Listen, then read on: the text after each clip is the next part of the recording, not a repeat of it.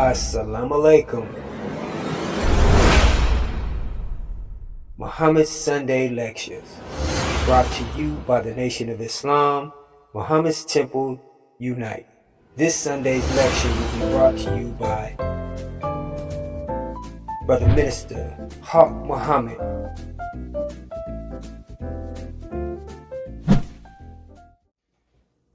Assalamu alaikum. In the most holy name of Allah, who came in the person of Master W.D. Farad Muhammad, and in the name of his divine servant and messenger, to we, the black man and woman here in America, the most honorable Elijah Muhammad. I greet you once again, our viewers, our listeners, in the greeting words of peace and paradise in the Arabic language. Once again, Assalamu alaikum. Brothers and sisters, welcome to our Sunday lectures. We are here representing the teachings of the Honorable Elijah Muhammad. We are the Nation of Islam. We thank you for taking this time out to listen to us this afternoon. Call your friends, call your relatives, and we thank you for joining us this afternoon, or whatever part of the country you are in. If you're in Central Time, Eastern Time, Western Time, we thank you, brothers and sisters, for listening to us this afternoon.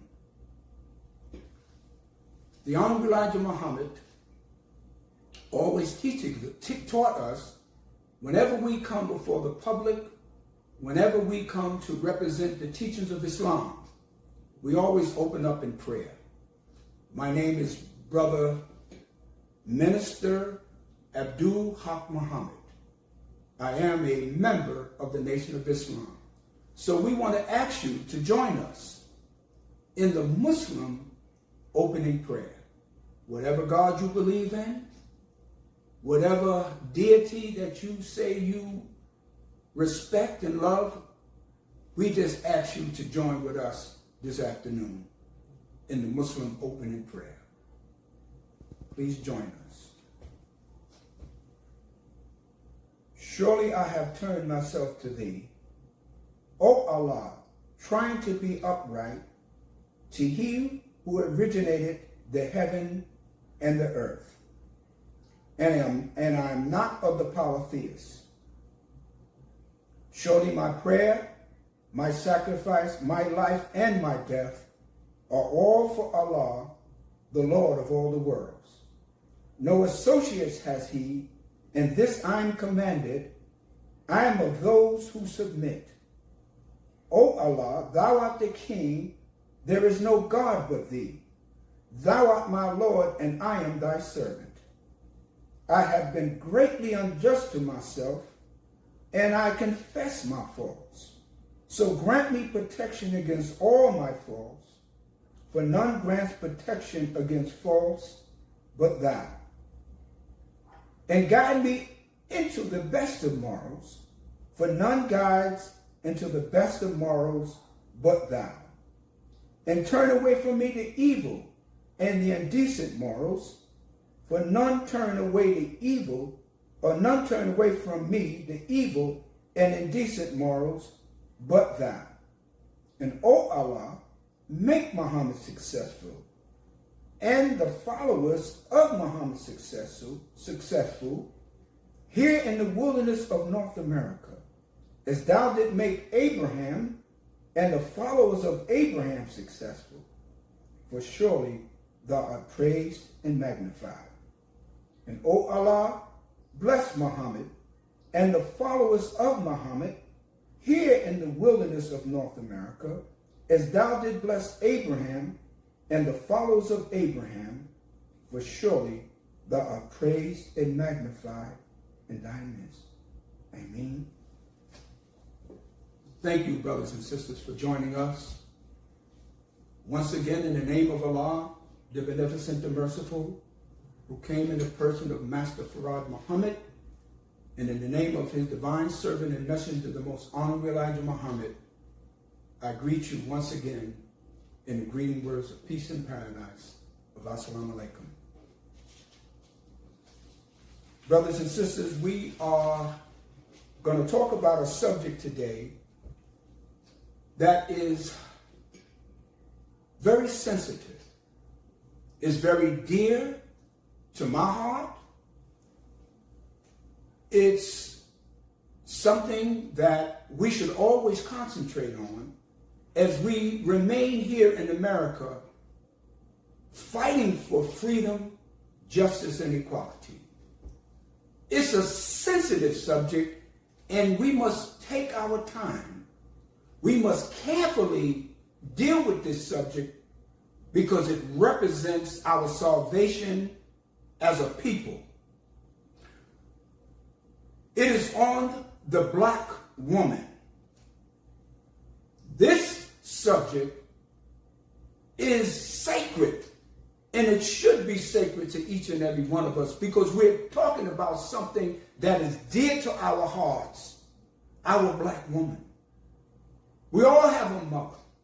Or some of your mothers may be no longer here. We have sisters. We have aunts. We have daughters. We have nieces. These are our women, and we love them. We know that they are not in this particular time in the condition that they should be. They are other than themselves. But we have to begin to talk about this here because we're not going anywhere without our black women, and our black women are not going anywhere without us. But before we talk about the black woman, and this comes directly, and I'm dealing directly from what the Honorable Elijah Muhammad taught us of the black woman. The most disrespected, the most marginalized, the most undervalued woman in America, and maybe in the world, is the black woman in America. Every year that I went to Chicago to see the Honorable Elijah Muhammad at our national convention called Savior's Day, along the bleachers, along the seating in great banner, in a great display, the words always stood out to me. And the Honorable Elijah Muhammad was a great, great man that knew how to pick words that will generate and penetrate our minds.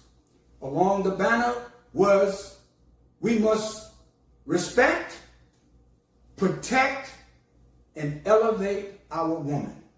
We're going to get into that. Before we talk about that, there's something that's always sensitive to me. Of course, besides our black woman, is our health. The Honorable Elijah Muhammad said, we must eat to live and not to die. Most of us eat for taste, we eat for flavor, but we do not eat to live. And that's because we don't know how to eat to live. We were never taught how to eat to live. When the white man brought us from Africa to America over 400 years ago, we ate slop. We ate hog maws and chitlins. We ate pig feet. We ate the slop that the white man wouldn't even himself eat. And he gave it to us, and we passed that down to generation to generation. I grew up, my mother fed us eating pork, hog-egg cheese, pig feet, pigtails, pig ears. And the Honorable Elijah Muhammad taught us that the pig is the most filthiest animal that you can eat. We should stay away from pork and pork byproducts. That's why we look. When we are born, we look very beautiful. Black people look very healthy. But as time goes on, look at us. We don't look too good, brothers and sisters. It's because we don't know how to eat. The Honorable Elijah Muhammad simply says, eat to live. He said, stay away from pork. He said, eat as many fruits and vegetables as you can get your hands on. Stop eating all day long.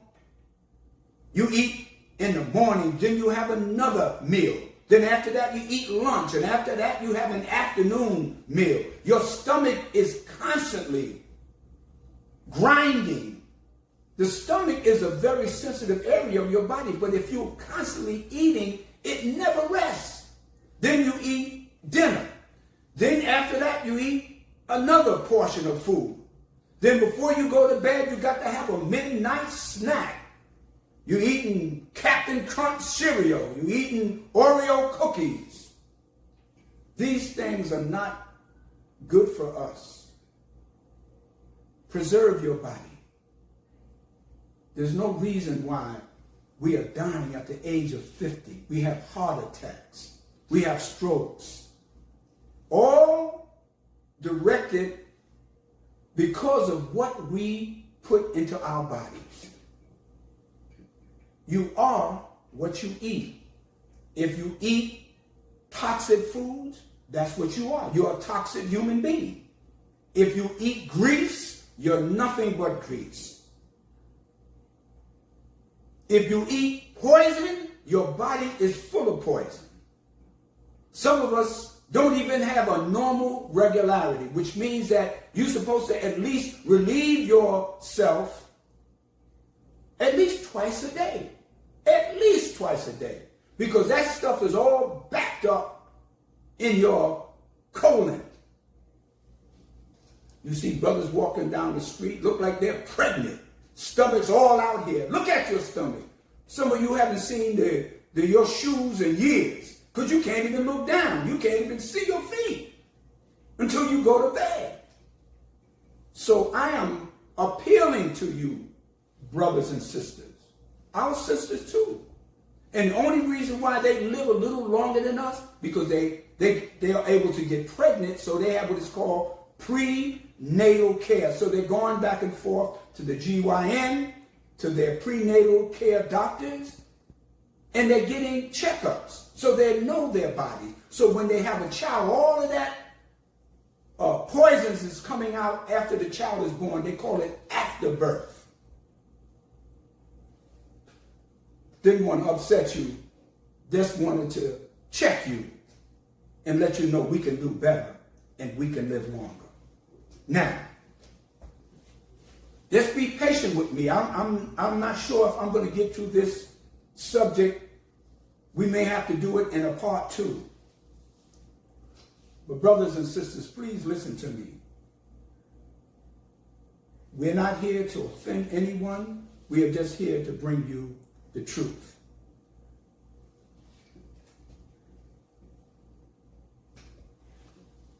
Besides the sex drive, the most powerfulest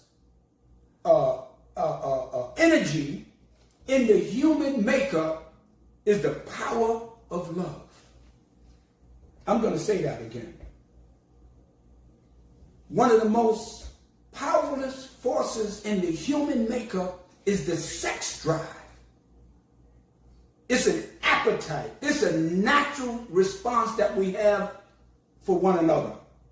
But the most powerfulest other effect is the power of love. And we have to love our black women.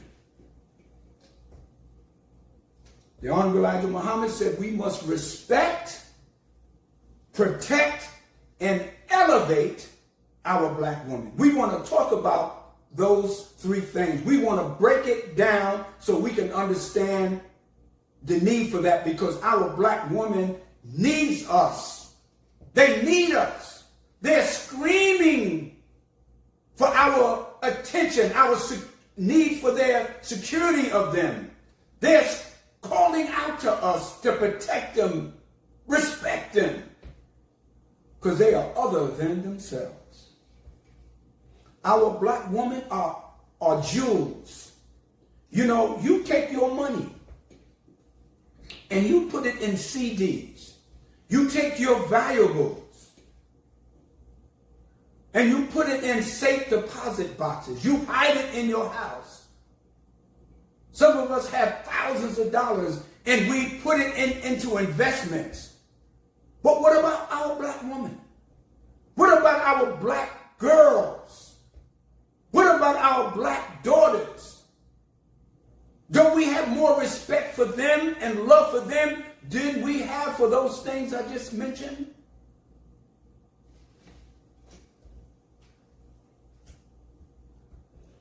The most honorable Elijah Muhammad said, as far back as we can go in time in this universe, the black woman was with us.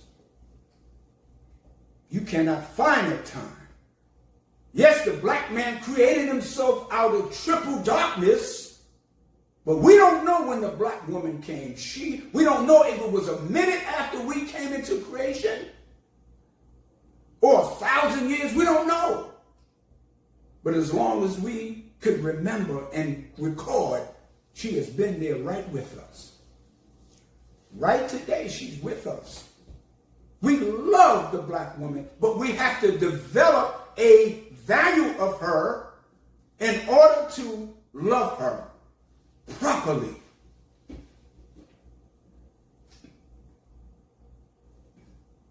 When we were brought to America, oh yes, we were brought to America. We're the only people besides the American Indian or the Native American who is indigenous to this country. We're the only people who have come here, and we were forced to come here. We are not immigrants in the sense of that word. We are not people that are immigrated here or migrated here like many of the other groups that are here. We're the only people that have been forced to come here. And we have been here longer than any other people besides the American Indian. And we have fought in every war that the white man has ever waged. We fought in the Civil War. We fought in the War of 1812. We fought in the Revolutionary War. We fought in the War of Polk Chop Hill. We fought in the Vietnam War. We fought in the Korean War. My uncle Jay, was fought in the Korean War. He was a part of where they bombed an area that he was in and blew up his whole body. He survived, but had to wear a cast from his head to his feet. My father fought in World War II against the Nazis. We fought in Iraq. We fought in all the major wars that has waged in modern times. We fought in Afghanistan. We fought against Saddam Hussein, black men and women. We have been here longer than any other people besides the American Indian and fought in all the wars. We come home, we couldn't even take care of our women.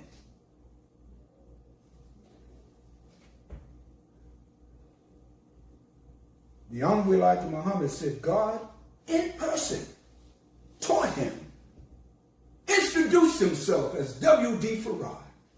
This is the first time in the annals of the reality of God, the position of God, that we knew the personal name of God.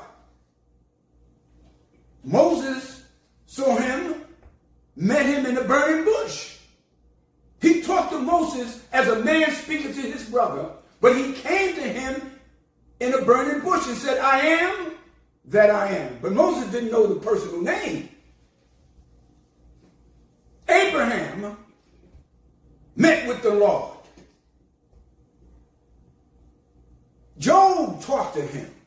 Noah had a relationship with God, but they never knew the personal name. This is the first time in the history that God consciousness, that we have talked about God, that we knew the personal name of God.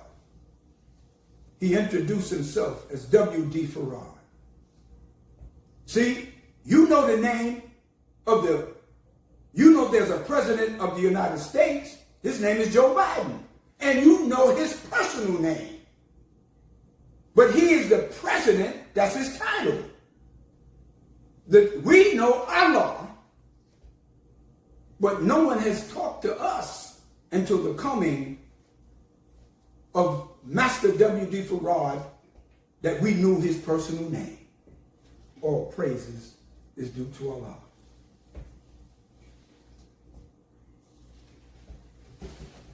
I'm coming directly from the teachings of the Honorable Elijah Muhammad, found in his iconic book called Message to the Black Man in America.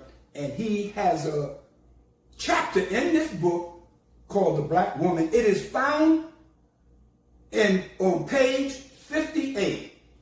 If you don't have a Message to the Black Man in America, find yourself. Go on Amazon. Go somewhere. Look it up and get yourself a copy. You got a copy of all the other books in your house. How come you don't have a copy of Message to the Black Man? Okay.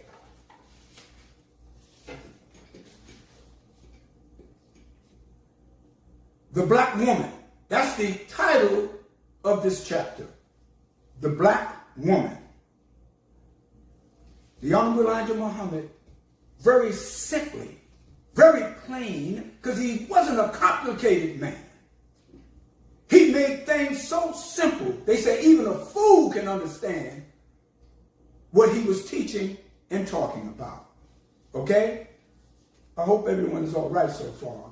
I'm a little passionate about this here because we're talking about our black woman. This is what the Honorable Elijah Muhammad says. He said, the woman is man's field to produce his nation. Okay? Without a woman, you cannot reproduce yourself. You cannot reproduce yourself unless you have a black woman. She has a womb. You produce sperm. The sperm goes into her ovaries. The sperm begins to develop. And you have a child. Very simple. You can look that up. She is the field to produce his nation. If he does not keep the enemy out of his field, he won't produce a good nation. See, the Honorable Elijah Muhammad came from the farm. His family grew up on the farm. So he understood from a young child, from a young boy, how things work agriculturally. This is what he says. He says, if we love our vegetables and crops, we will go out and turn up the leaves on the vegetable stalk to look carefully for the worms that are eating and destroying the vegetables. We will kill that worm, right? Okay. So the woman is the field by which we produce our nation. Every nation reproduces itself through its women. But if you have a garden, if you have a field and you're growing fruits and vegetables, and if there's an enemy, worms or rats or any kind of vermins or any kind of insects that was eating up your crops, you will kill that enemy.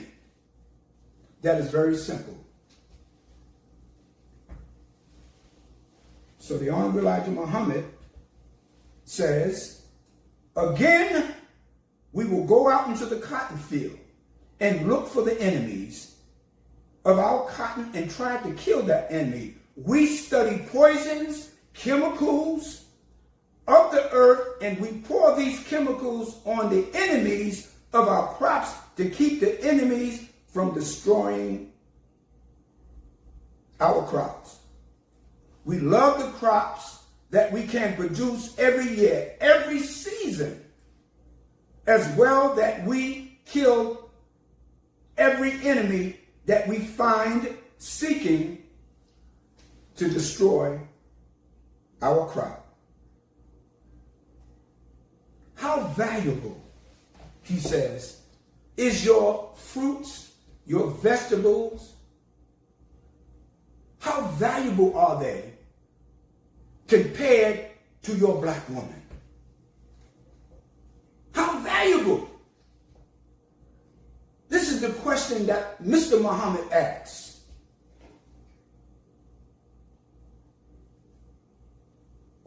He says that no nation, no society, no government would respect us as black men until we respect our woman.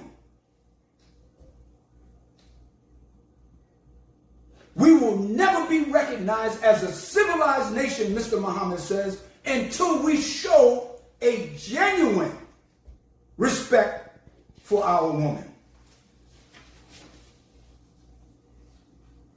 See,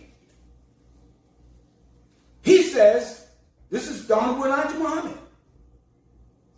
He says, when we were brought into servitude, slavery, enslaved, we're not slave by nature, we were enslaved. And we have to stop saying we were slaves. We were enslaved. That was a plan. That was an orchestrated plan by the white man, who the Honorable Elijah Muhammad said that his teacher, God in person, told him was the devil in fact. He said they destroyed our love for our woman. We have lost respect for them. And you might say, well, brother, they don't have no respect for themselves. They are other than themselves. They weren't born like that. They were made like that by an enemy. And we must gain and fight and reclaim that love for our black woman. Yes, they are out of control. Yes, you see them on the street. Look at our daughters. It's becoming, I'm on the East Coast. I'm in New York City. It's about 70, 80 degrees in the last few days. Our young sisters with the long braids and their breasts hanging out there, they have on these real tight, look like underwear in different colors, and they're walking down the street. You could see the darker part of their buttocks. I grew up here in a place in New York City. I grew up here. I was born in New York City, but I grew up in an area in Brooklyn called Coney Island. I'm about maybe a couple of blocks from the Atlantic Ocean. We call it the beach.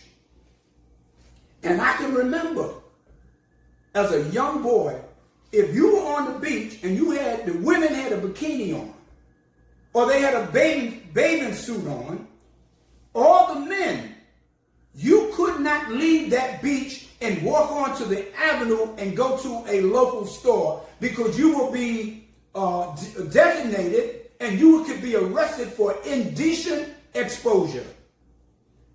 You couldn't come on that. You couldn't leave the beach. Either you had to get dressed, or you had to put a towel around you in order to come onto the avenue, because you would be charged with indecent exposure. Now that is all gone.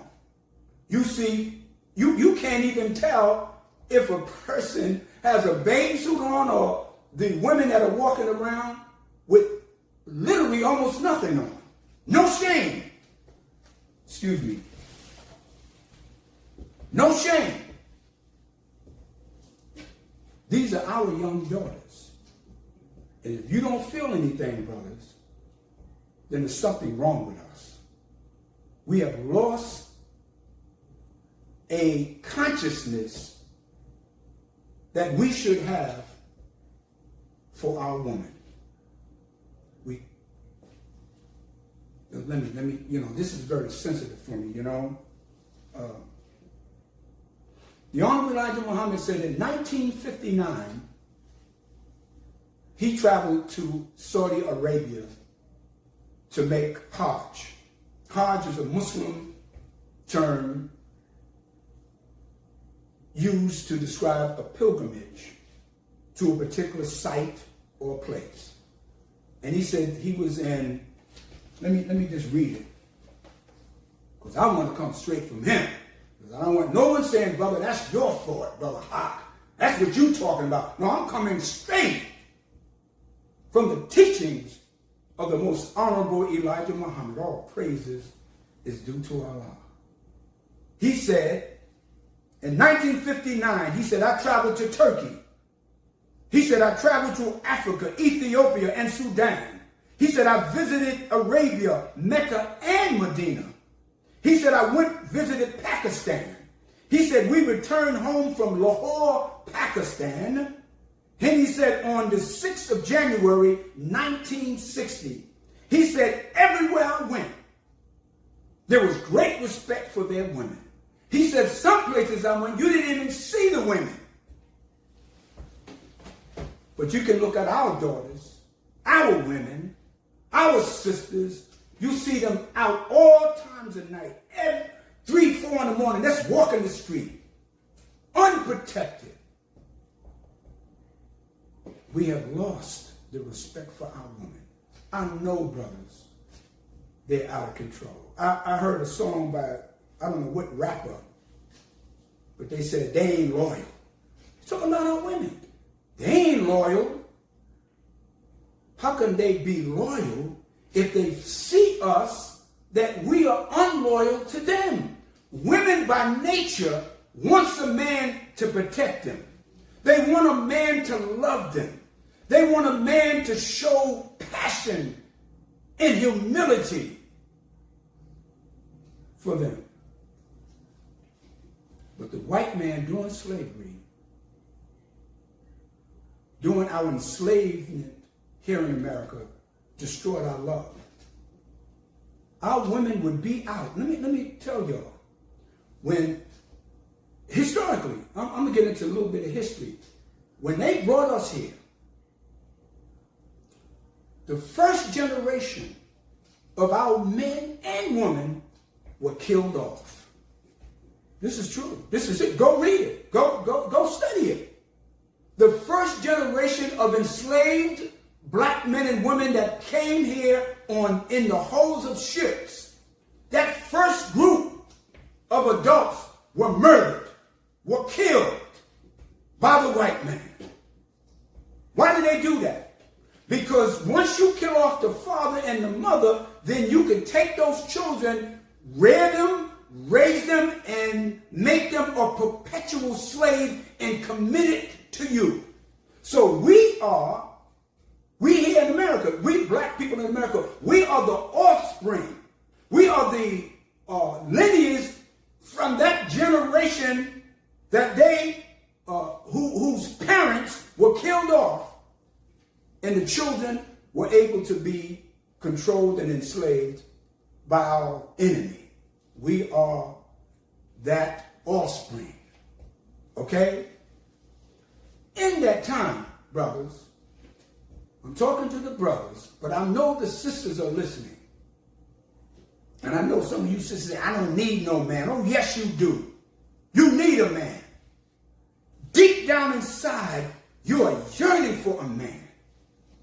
That's why, if you notice, many of our sisters are in the church. You don't see too many black men. You can go to many churches, and the congregation is 75%, 80% black women, because they're looking for a man. They said, well, Jesus is a man, is my only life savior. But Jesus is a man. And that's the man you're looking for, sister. But he's out here. He just don't know how to respect you because the white man took his mind from him and made him disrespect you. But we're going to bring that back. because there is a need for us to do that, brothers and sisters. The Honorable Elijah Muhammad says, we must respect our women. He said, we cannot return to our land and people unless we have a thorough knowledge of self. What do you mean, Mr. Muhammad? What do you mean a thorough knowledge? Well, if you're only 50, if you're only 30, if you're only 25 years old, how can you have a thorough knowledge? You haven't even lived long enough. What he means fundamentally, you have to have a basic, rooted understanding of truth and righteousness. That truth, that righteousness will give you that respect for your woman that you have not had since you landed in America. We have to protect them. I have, on many occasions, saw brothers slapping their women. I saw one brother take a young sister's cell phone, and throw it to the ground. I said, yo, brother. I said, if you have a problem with your woman, take her home. You'll work that out. You know, he looked at me. He wanted to say something, but he knew I was right. These are our women. We cannot go on all of these mediums and disrespect our women. You see the housewives. You see these, what you call, programs that they have, and our sisters are sitting on these programs. What you call reality shows. Their hair are yellow, green, purple. They got long eyelashes.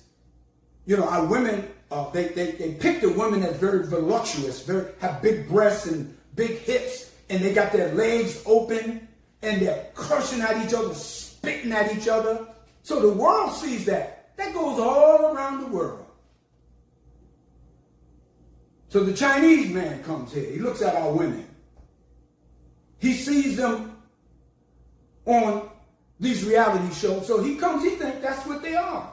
And that's who they are. So they come and they put their hands on our women.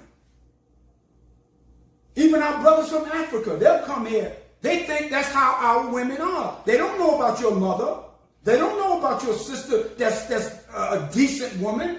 But because they have a picture that is projected to him or them, they come here with that attitude. My daughter told me she went to,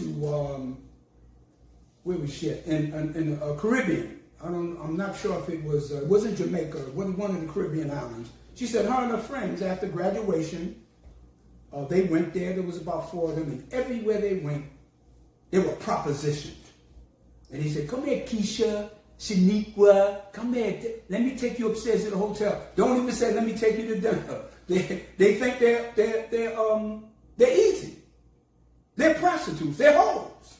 Because that's the way they're being projected. We have to control the image.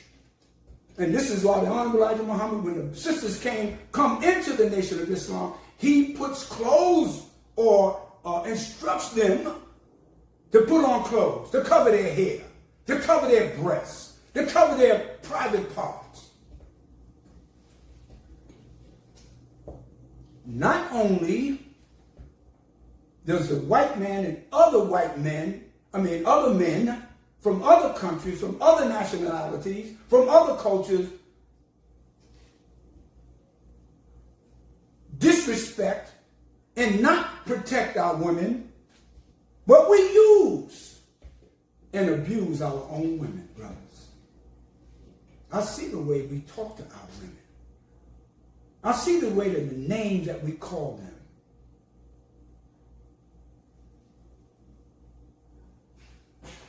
I see the way that we don't show any real concern and really passion for our women.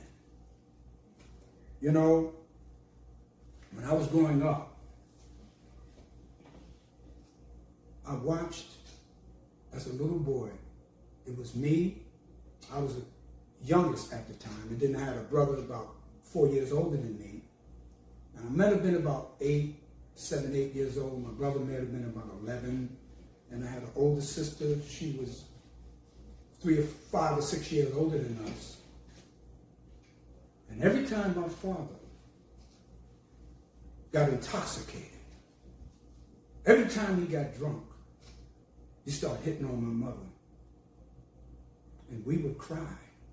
And we would, please, Daddy, don't hit her. I saw my father knock my mother's tooth out. Blood would be everywhere on the bed. And we lived in like what you call a kitchenette. One big room that you might call a studio apartment today. But it was a rooming house we lived in. And every time my father got drunk, he would start beating on my mother. And of course, my mother didn't know how to hold her tongue. She was very cutting and very scaling with her words against my father. He wasn't an educated man. He never finished high school. And as we got older, me and my brother, we told our father, said, Daddy, we love you, but you're not going to put your hand on our mother again. He tried to raise up, but he knew we weren't playing. But I didn't understand. My father had been destroyed as a man when he went to the army in World War II. He was in Italy, where they had the fascist government under Mussolini. And they treated him less than a human being. They treated him worse than a dog. All the black soldiers there were put into cold barracks. The German soldiers were treated better. They had a better environment. They had better food. They gave them blankets and they accommodated them, and they treated the black soldiers less than human beings. So my father came back less than a man, feeling less than a man. And he took that anger, he took that anxiety that he was carrying, he took that pain, and when he got drunk, it all came out, and he took it out on my mother. I found out later that is what was happening to him. And that's why he did those things. He just didn't have the knowledge of himself. He didn't know God, nor his origin in the world. And that's why you see black men use and abuse their black women. I never liked pimps. I knew pimps put their women on the street.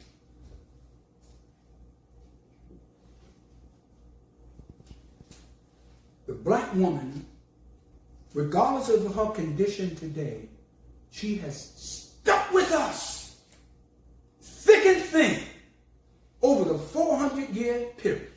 Yes, she has been out of control. Yes, she has been other than herself. But by and large, she has stuck with us.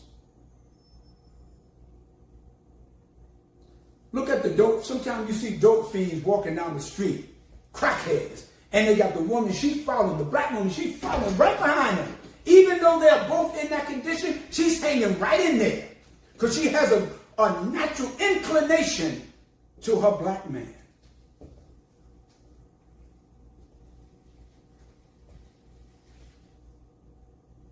During slavery in this country, the black woman would be in the field picking cotton, picking tobacco, picking black-eyed peas and field peas. And the white man would go out into the field, pick any black woman he wanted. And here you have black men were in the field watching this. They couldn't say anything. The white man would take a black woman if she was 12 years old, 11 years old, 15 years old. He would pull her, take her in the house, and have sex with her. And the black men they would hear the screams, but they couldn't do anything.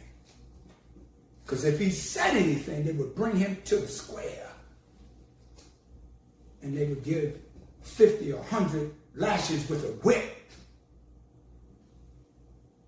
and they would take the black woman and send her to another plantation, and this was his wife, his sister, his daughters. So as time went on, it kind of separated us, broke us down, and we were really yearning to be with our woman.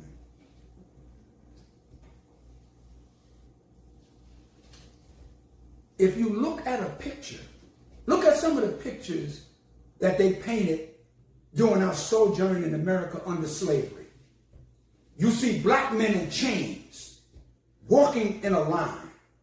And then you will see black women also in chains, walking either beside or in back of the black enslaved black man.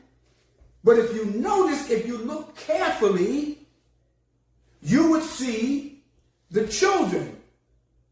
They didn't have chains on, but they were right next to the black women. Why didn't they have chains on the children? Because the children were being controlled, the children were being protected, and the children were looking after the mother, so they didn't need to be chained because they were following automatically their mothers. You see how the white man strategically and scientifically did that? So the children didn't need change because they followed the way and the behavior automatically of their mothers. So they were controlled. The white man didn't have to put chains on the children.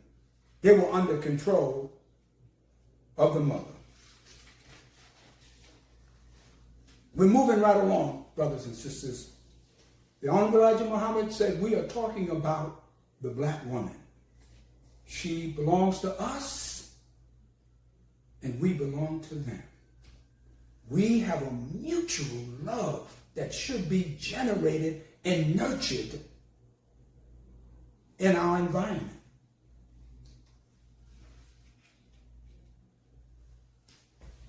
Let me go back to the Honorable Elijah Muhammad's words in Message to the Black Man in America.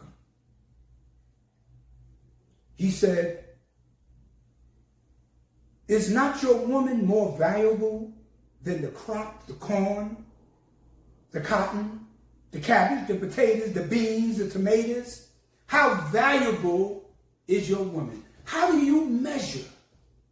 How do you value your woman? What are you looking for, black man? What are you looking for, black woman, to receive from your man? You have to have an understanding. You have to have a measuring stick. You have to have a guide in order for you to understand your relationship with your black women. The Honorable Elijah Muhammad said, "Yet you are not careful about your woman." He said, "You don't love them." Then he asked the question, why? What has destroyed our love for our women?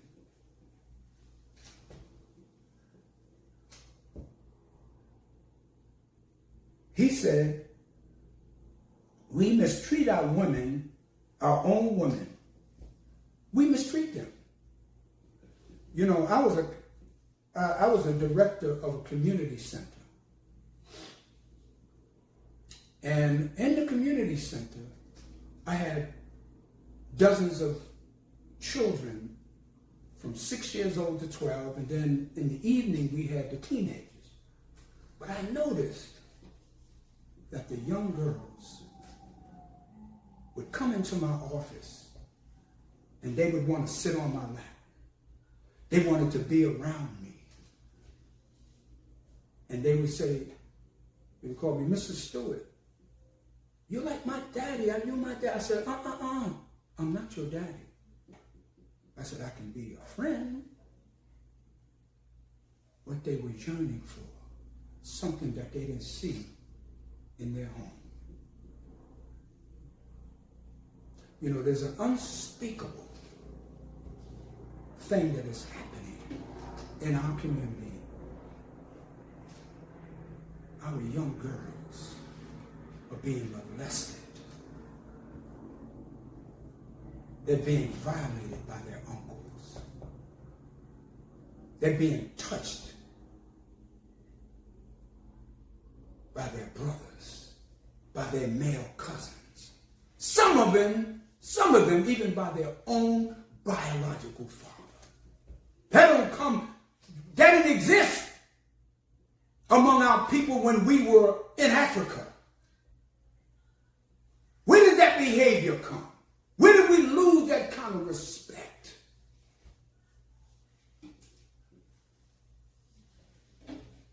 We have to protect our daughters. I don't allow my daughters to spend the night nowhere.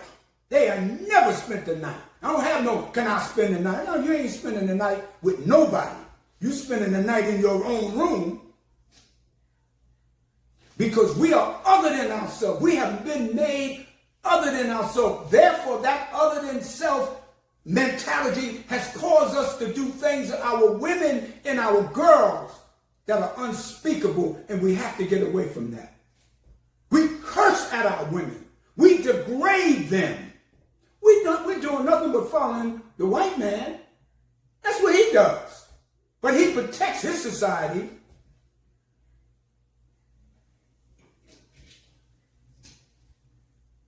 The Honorable Elijah Muhammad said we have lost respect and love for our women. But we can get it back, brothers. Don't think that cannot happen.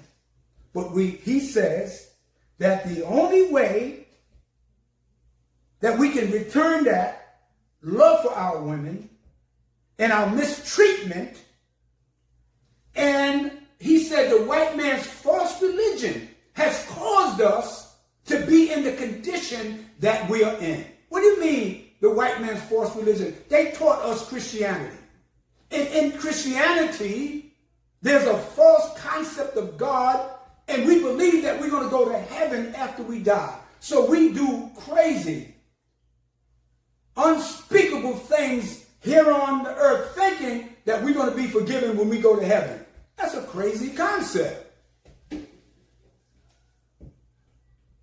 He said, Islam is the only the teachings of Islam is the only thing that can correct our position and condition concerning our black women. He said we must protect. And I'm not telling you to go out, brothers, with bats and guns. You're going to walk down the street and protect black women that way. No, we have to, I'm going to tell you how we have to do it. Because if you run out there and you do that, you can get arrested, you can get killed. It has to be done in a very scientific, intelligent way, as taught by the Honorable Elijah Muhammad. He said we have to elevate.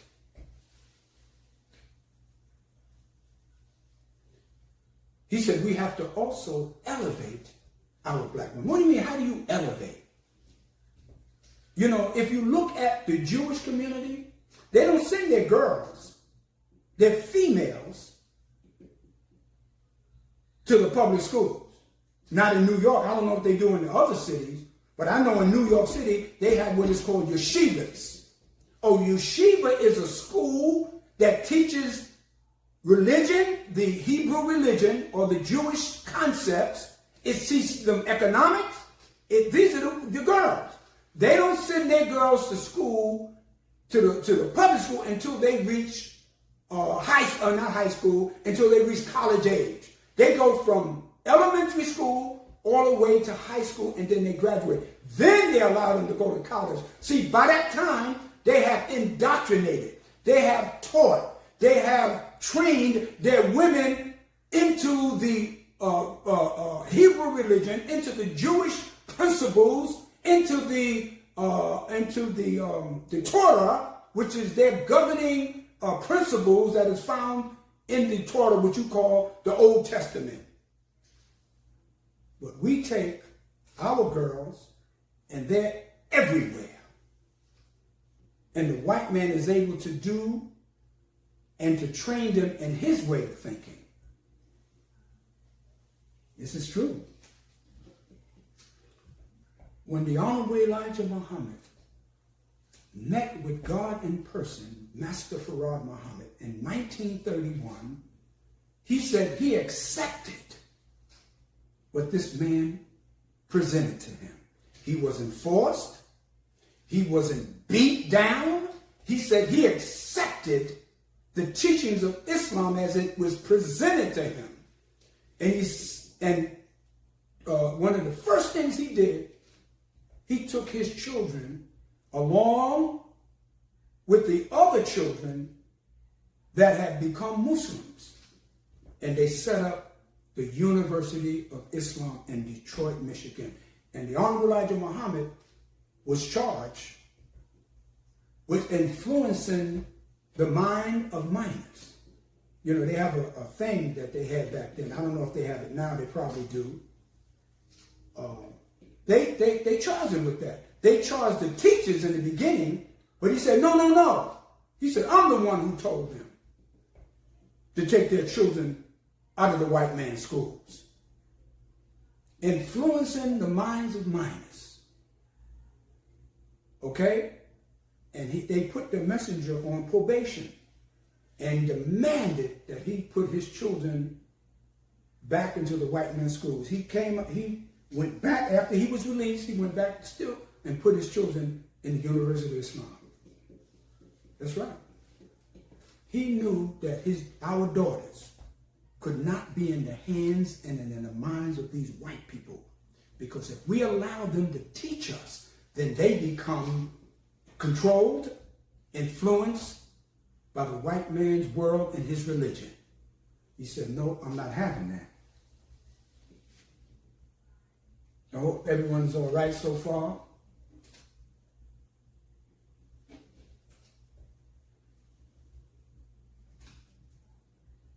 We must enhance. When you say elevate the black women,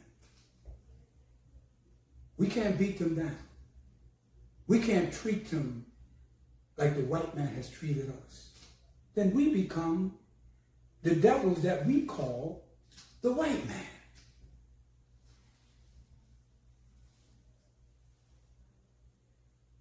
We must enhance them in the home. Black women, home is their environment. Home is where they teach and train our children. Home, the home base, is where the woman is the first teacher, the first nurse, the first provider.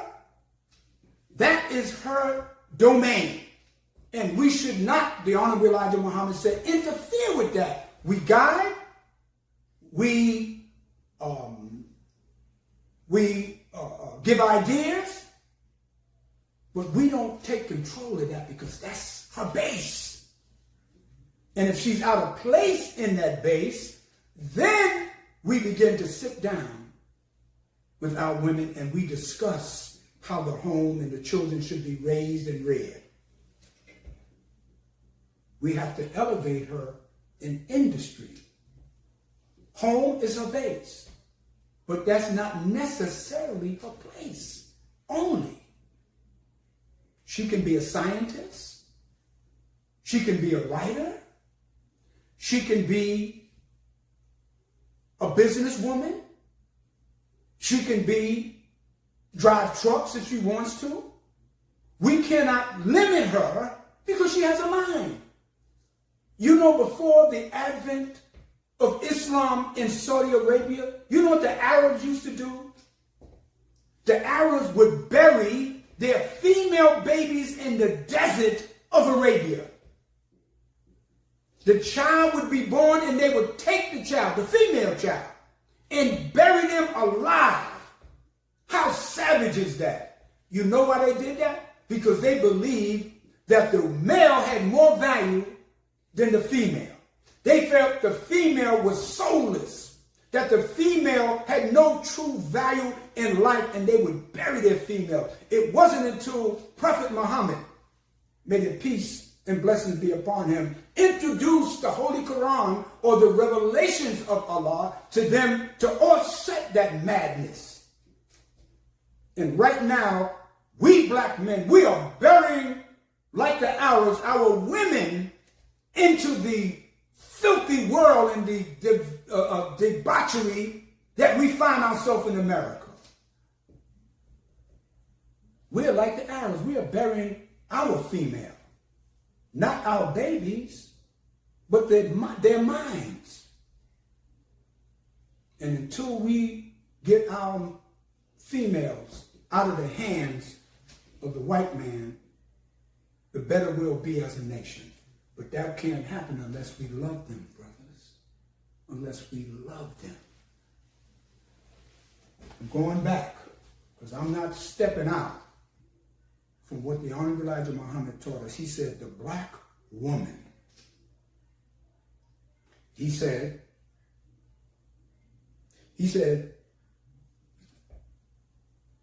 this is a good sign. Until we learn to love and protect our women, we will never be fit or recognized people on the earth. He said, the white people here among you will never recognize you until you protect and recognize and value your own women. That is simple. There's nothing complicated about that.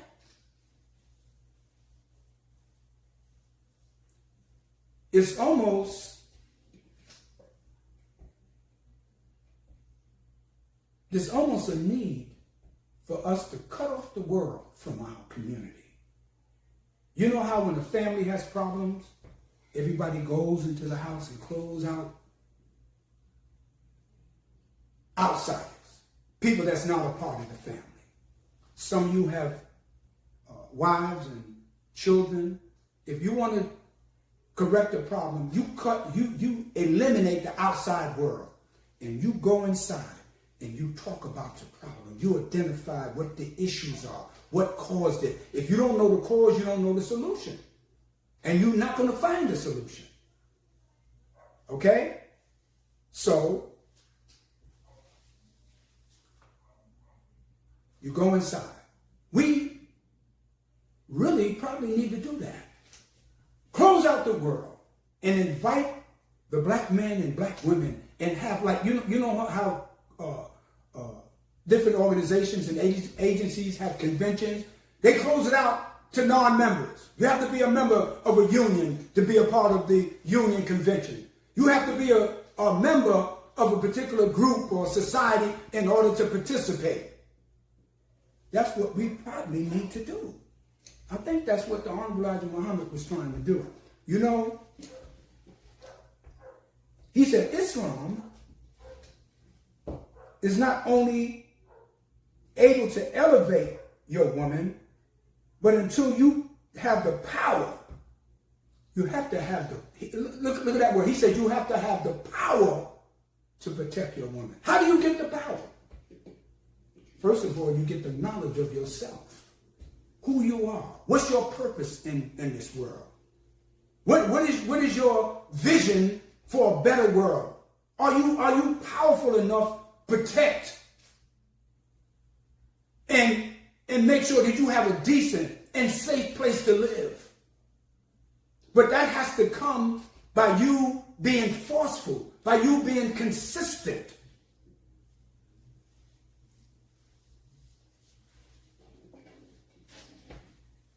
He said Islam makes us see the value of our women. Do you know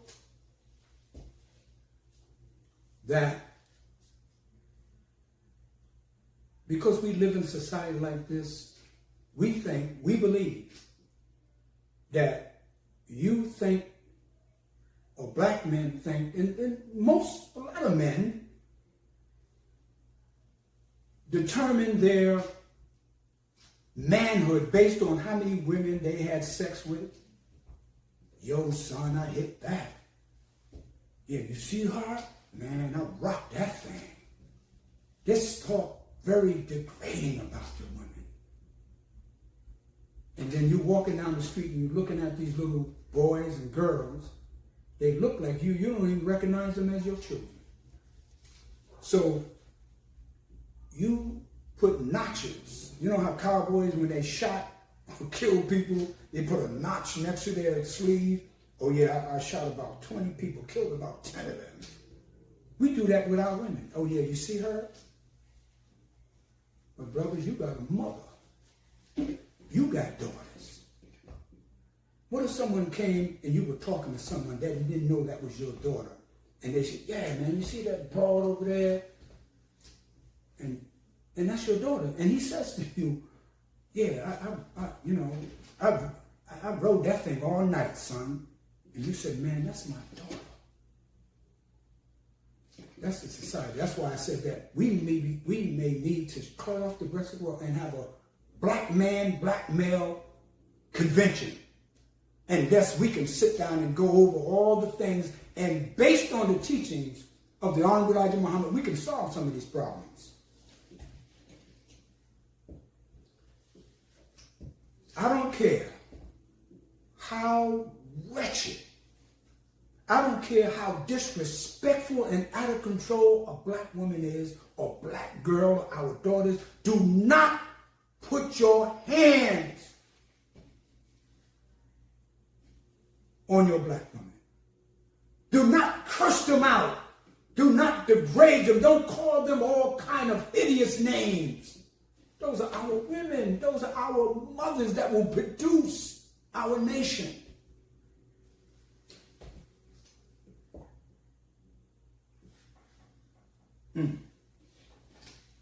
This may have to be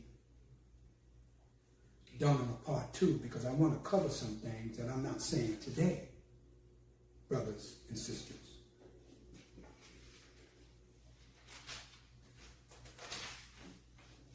The black woman. I just want to say something. We're gonna do a part 2 to this because I want to talk about in a hadith. There's many hadiths. Hadith is the way of the Prophet, his customs, the way of the Prophet Muhammad. There's a hadith called Sahih Muslim. And in that hadith it said that heaven is found at the feet of your mother. And then in the book of Revelation, it talks about a woman clothed in the sun. And in the justice system in America, there's a woman that's blindfolded. She has a scale in her hand. Okay? What does that all mean? We want to get into that next time and break that down. The Honorable Elijah Muhammad said the black woman. When the sisters come into the Nation of Islam and they accept their own, he puts them in a class called the MGT and the GCC. And that MGT and GCC is Muslim Girls Training and General Civilization Class. And a book that Master Farad Muhammad, God in person, gave to the Honorable Elijah Muhammad called the Problem Book. He said the wife of the uncle of W.D. Farad lives other than herself. What is herself? How does she live other than herself? Now this is the 1930s now. But he told Mr. Muhammad, put him in a class called the MGT and the GCC. Give him a general civilization. Teach them how to act at home and abroad. Teach them how to sew, how to cook, how to take care of their family and their men. You can't protect her unless you're able to control and provide for her, the black woman. We love you, black women, and we're going to talk about these things in our next part 2 of this, okay?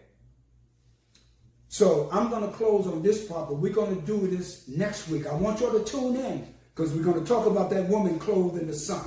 We're going to talk about how Prophet Muhammad said that heaven is at the feet of a woman. We're going to talk about the scale of justice. The symbol of justice is a woman with blindfolded with a scale. We're going to talk about that. So tune in. Same time, same YouTube station, same teachings coming from the most honorable Elijah Muhammad on the black woman. He said, protect and elevate your woman. That is the next part we're going to talk about. So brothers and sisters, until we go to part 2, I just wanted to whet your appetite and to get us to understand the love we have, that we should have for our women. So as I came to you, I will close in the name of Allah, the beneficent, the merciful. All praises due to Allah for giving us and raising among us a leader, a teacher, and a guide, the most honorable and humble Elijah Muhammad. Assalamu alaikum. Brothers and sisters, as we opened up in prayer, and as we are closing, we're going to close with prayer. So please join me in the Muslim closing prayer. Of course, we're like this. This is called the dua prayer. Okay? This is what the messenger taught us. So follow me. In the name of Allah, the beneficent, the merciful. All praises is due to Allah, the Lord of all the worlds. The beneficent, the merciful, master of this day of judgment in which we now live. Thee alone do we serve, and thee alone do we beseech for aid. Guide us along the right path.